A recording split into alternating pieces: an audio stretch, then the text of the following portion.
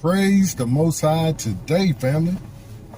Praise the highest today. Hallelujah. It is a gorgeous day here in the Carolinas, family. I'm so glad to see it. It's so good to be in the land of the living one more time. Or one more again. Saying hallelujah and praise the Most High today. Hallelujah. Family, it is a gorgeous day here in the Carolinas. Hallelujah. Beautiful day. We say praise the Most High, family. I hope everyone else is well. And like myself, you're able to get out and enjoy this day. Getting yourself in some fresh air, some sunshine, and the Most High willing some good exercise. Hallelujah. Hallelujah. Beautiful day today, family. Hallelujah. And I'm so grateful to see it. So grateful to be sharing in these times. To be living in the times we see ourselves in. Such a time as this. And I woke up early this morning and great is your faithfulness came to mind. And the script is, He is faithful that promised. And that's what we're going to name this idea. He is faithful that promised. He is faithful that promised. And that's coming out of Hebrews 10 and 23. And the text says, let us hold fast the profession of our belief without wavering. For he is faithful that promised. And what does it mean to hold fast your profession? Your profession means you're speaking something. You're saying something.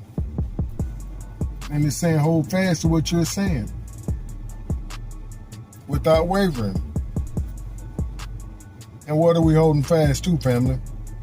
Our belief in the Most High. Our trust in Him. Our leaning in and depending on Him to do what He said He's going to do. See, that's really what we're holding fast to, His Word. His Kadash text. Whatever He says, family, He's gonna hold that promise and bring it to pass. And what we don't want to do is what the text says, without wavering. And wavering means moving in a quivering way, flickering. A wavering flame is a sentence. And becoming weaker, faltering. Losing strength or momentum. She gave a wavering smile. That means a half-hearted smile. She didn't really want to smile in the first place. But instead of gritting on you, she gave a little half-hearted smile. But the text goes on to say, that's Hebrews 11 and 6. I have to look it up. But it says, it is impossible to please the Most High without belief.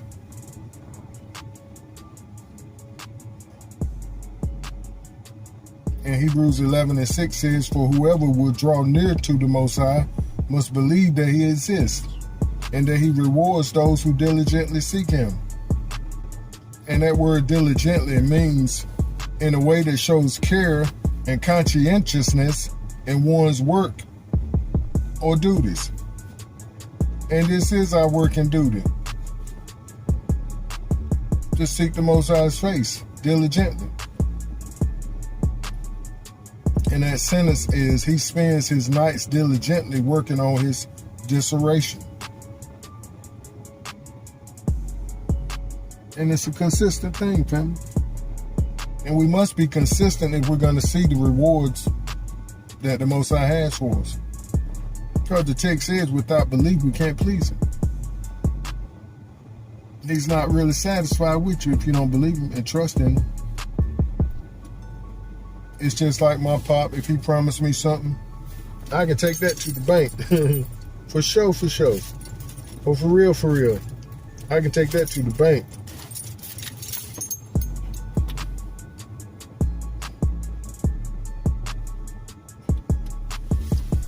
And that's what I've learned more than anything else these last few years which I've already known it, but even more so now, is it's all about your word. Especially when you don't have a whole lot to offer other people but your word. You'd be like, if I can't do nothing else, I'm going to keep my word, because money ain't going to help in this situation. See, a lot of times before, we could throw a little money at the situation and make the problem disappear. When you don't got money, you got to keep your word. Really, it's important all the time, but I think y'all feel what I'm saying. Belief is important because it allows people to come to the Most High, but faith is required to come to Him. It allows us to live for the Most High, but belief is required to follow and serve the Most High daily. It displays the Most High's being, but belief allows people to display the Most High's existence, excellence, and rewarding nature. And that rewarding nature, family, is that He keeps His word, that He is faithful. If He makes a promise, He's going to do what He says. And the text also says that the Most High is not a man that He should lie, neither the Son of Man that He should not keep His promise.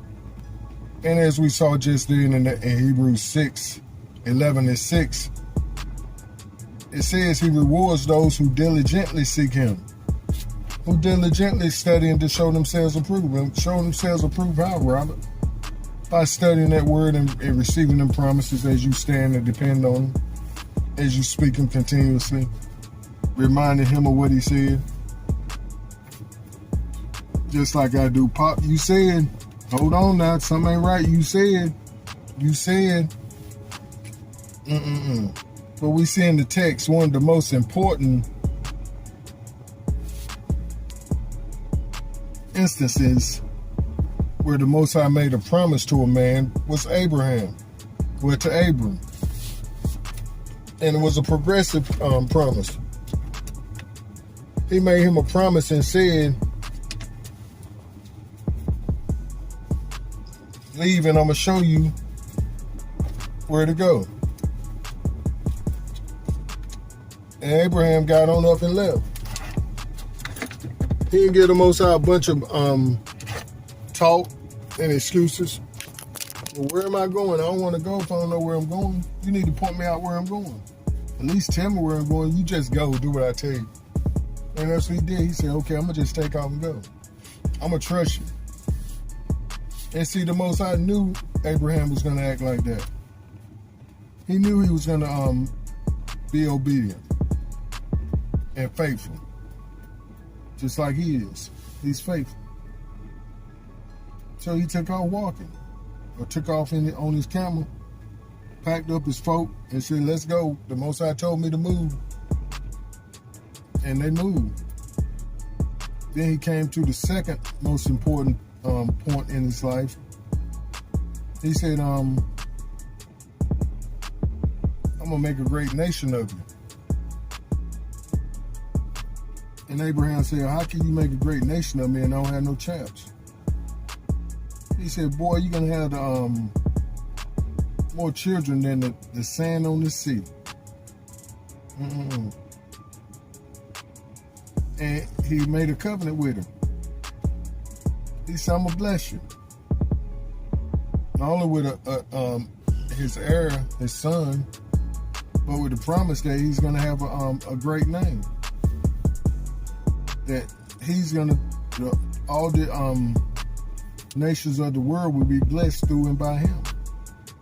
And that goes on down to his descendants. And because the Most High didn't have no one to swear by greater than himself, he said, I swear by myself I'm going to bless you. He said, I promise you by myself, because there's no one greater. And haven't I blessed you up to this point? Haven't I led you? Haven't I kept you? All the way up to this point, who's been with you? Who's been leading and guiding you? Who's been taking care of you? Yes, indeed. And he made a covenant with him.